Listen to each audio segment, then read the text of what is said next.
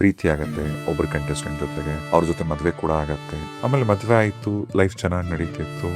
ಏನ್ ಸಮಸ್ಯೆ ಆಯ್ತು? ಚೆನ್ನಾಗಿರ್ತೀವಿ ಫ್ಯೂಚರಲ್ಲಿ ಅಂತಾನೆ ಮದುವೆ ಆಗ್ತಾರೆ. But I feel that may be ನಮ್ಗೆ ಅಷ್ಟು ಕಂಪ್ಯಾಟಬಿಲಿಟಿ ಇರಲಿಲ್ಲ ಅಂತ ಅನ್ಸುತ್ತೆ. In fact may be social media also played A huge role. ಇವಾಗ ಫ್ರೆಂಡ್ಸ್ ಆಗಿ ಇದ್ಬಿಡ್ಬೇಕಿತ್ತೇನೋ ಅಂತಾನು ಅನ್ಸುತ್ತೆ.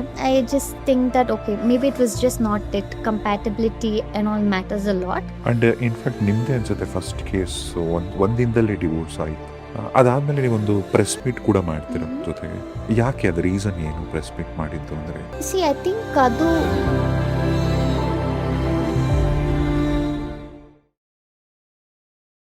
ಅಂಡ್ ನೀವು ರಿಯಾಲಿಟಿ ಶೋಲಿದ್ರಿ, ಬಿಗ್ ಬಾಸ್ ಶೋಲಿದ್ರಿ. ಅದಾದ್ಮೇಲೆ ಹೊರಗೆ ಬಂದ ತಕ್ಷಣ ನಿಮಗೆ ಲವ್ ಮ್ಯಾರೇಜ್ ಆಗತ್ತೆ, ಅಂದ್ರೆ Yeah. ಪ್ರೀತಿ ಆಗತ್ತೆ ಒಬ್ಬರ ಕಂಟೆಸ್ಟೆಂಟ್ ಜೊತೆಗೆ, ಅವ್ರ ಜೊತೆ ಮದುವೆ ಕೂಡ ಆಗತ್ತೆ.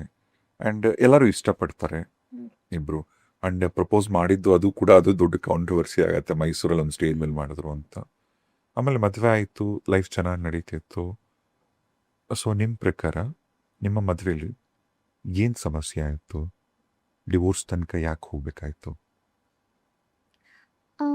ಅಂದರೆ ಐ ಫೀಲ್ ದ್ಯಾಟ್ ಯಾರು ಡಿವೋರ್ಸ್ ಆಗಬೇಕು ಅಂತ ಮದುವೆ ಆಗಲ್ಲ. ಬಿಕಾಸ್ ಇವಾಗ ಅಷ್ಟು ಲವ್ ಮಾಡಿ ಮದುವೆ ಆಗಬೇಕು ಅಂದರೆ ಓಕೆ ಏನೋ ಚೆನ್ನಾಗಿರ್ತೀವಿ ಫ್ಯೂಚರಲ್ಲಿ ಅಂತಲೇ ಮದುವೆ ಆಗ್ತಾರೆ. But I feel that may be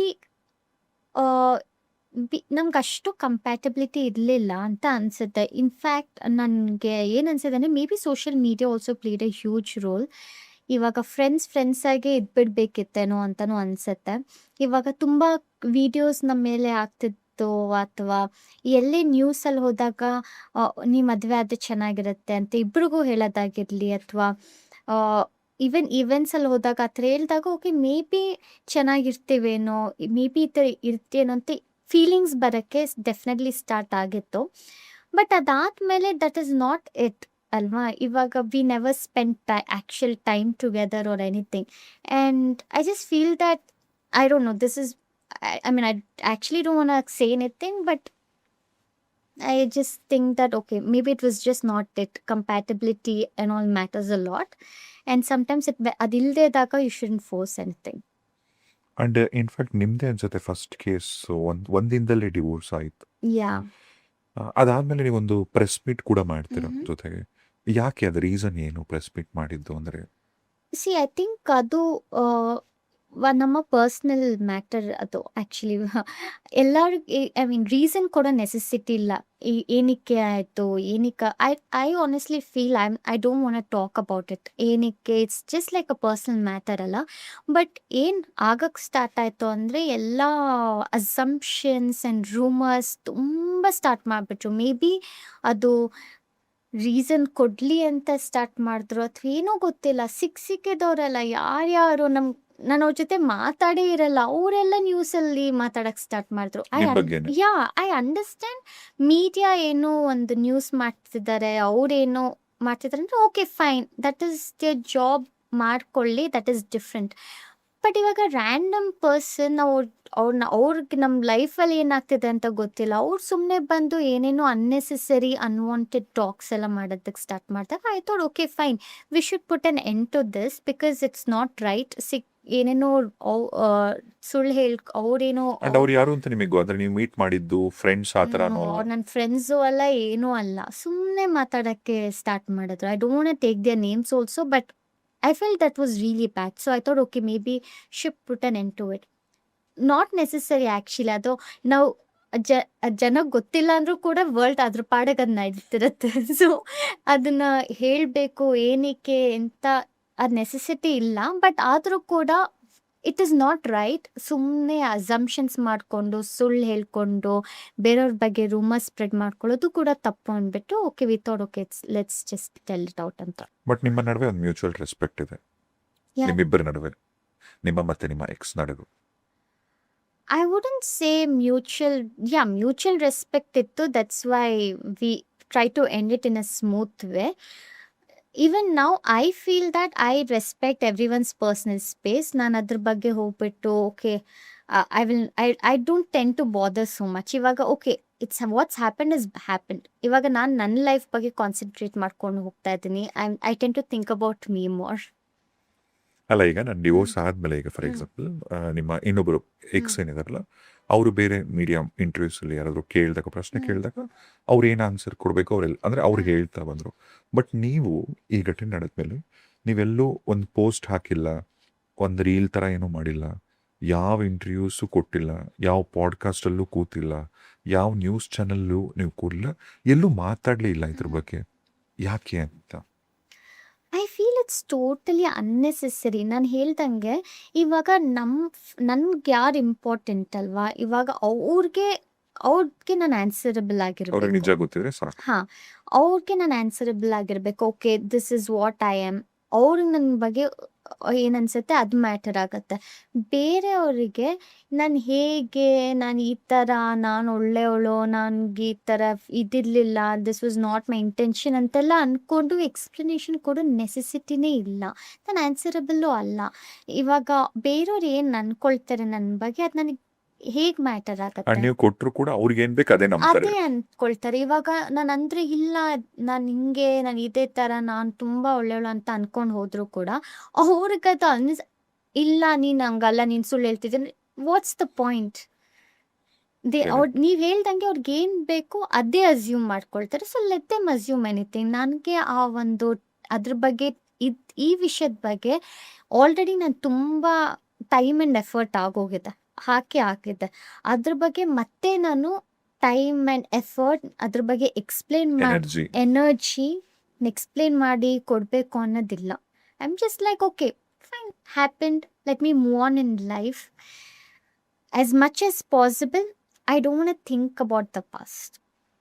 ನನಗೆ ಓಕೆ, ಹಿಂದೆ ಯೋಚನೆ ಮಾಡಬೇಕು, ಮಾತಾಡಬೇಕು, ಅವ್ರನ್ನ ಡೌನ್ ಮಾಡಬೇಕು, ಇವ್ರ ಬಗ್ಗೆ ಮಾತಾಡಬೇಕು, ಒಬ್ರನ್ನ ಡೌನ್ ಆಗಿ ಮಾತಾಡಿ ನಾನು ಬೆಟರ್ ಆಗಿರಬೇಕು. No, I don't feel that. I feel mistake has ಅಂದರೆ ಲೈಕ್ ಐ ಮೆನ್ಷನ್ಡ್, ನೋ, ಇವಾಗ ಅಂತಾರಲ್ವಾ, ಇವಾಗ ಎಷ್ಟೊಂದು ಜನ ಕಮೆಂಟಲ್ಲಿ ಅಂತಾರೆ, ಓ, ಮತ್ತೆ ಡಿವೋರ್ಸ್ ಆಗಬೇಕು ಅಂದರೆ ಏನಕ್ಕೆ ಮದುವೆ ಆಗಬೇಕು, ಏನಕ್ಕೆ ಲವ್ ಮಾಡಿ ಮದುವೆ ಆಗಬೇಕು, ಏನಕ್ಕೆ ಮದುವೆ ಆಗಬೇಕು ಅಂತ. ಡೆಫಿನೆಟ್ಲಿ ಎಸ್, ಯಾರು ಡಿವೋರ್ಸ್ ತಗೊಳ್ಳೋ ಇಂಟೆನ್ಷನಲ್ ಮದುವೆ ಆಗಲ್ಲ. Everybody Mary's with an intention, okay, life long happy ಆಗಿರಬೇಕು, ಖುಷಿಯಾಗಿರಬೇಕು ಅಂತ. And in my case I was so Young. ಅದೇ ಟೈಮಲ್ಲಿ ನೀವು ಇನ್ಫ್ಯಾಕ್ಟ್ ಅದೇ ಬೇರೆಯವ್ರ ಹೆಸರುಗಳೆಲ್ಲ ಮಧ್ಯೆ ತರೋದು, ಅದಂತೆ ಇದಂತೆ ಇದೆಲ್ಲ ನೀವು ಚೆಕ್ ಮಾಡ್ತಿದ್ರ ಅಥವಾ ಹೆಂಗಿದ್ರಿ? No, I was not checking anything. ಯಾಕಂದರೆ ಚೆಕ್ ಮಾಡಿದಾಗ ನನ್ನ ಪೀಸ್ ಆಫ್ ಮೈಂಡೇ ಹೋಗ್ತಾ ಇತ್ತು. Honestly speaking, no. ಬಟ್ ಇವಾಗ ಫಾರ್ ಇನ್ಸ್ಟೆನ್ಸ್, ಇವಾಗ ಯಾರ ಹೆಸರು ಬಂದಾಗಿಲ್ಲ, ಅವ್ರ family also they didn't say anything to me. They are only so chill. ಅವ್ರಿಗೆ ಏನೋ okay, there is something wrong ಆ ಥರ ಏನೋ ಅನ್ಸಲ್ಲ. So I was like okay, fine, like ಯಾರು ಏನಂತಾರೆ ಅದು ಮ್ಯಾಟರ್ ಆಗಲ್ಲ. ಯಾಕಂದರೆ ಸುಮ್ಮನೆ ಅವ್ರು ಬೇಕಂತ ಅವ್ರಿಗೆ ಟ್ರ್ಯಾಕ್ಷನ್ ಸಿಗಲಿ ಅಂತ ಮಾಡ್ತಿದ್ದಾರೆ ಅಂದ್ಕೊಂಡು ಐ ಜಸ್ಟ್ ಲೆಫ್ಟ್ ಇಟ್.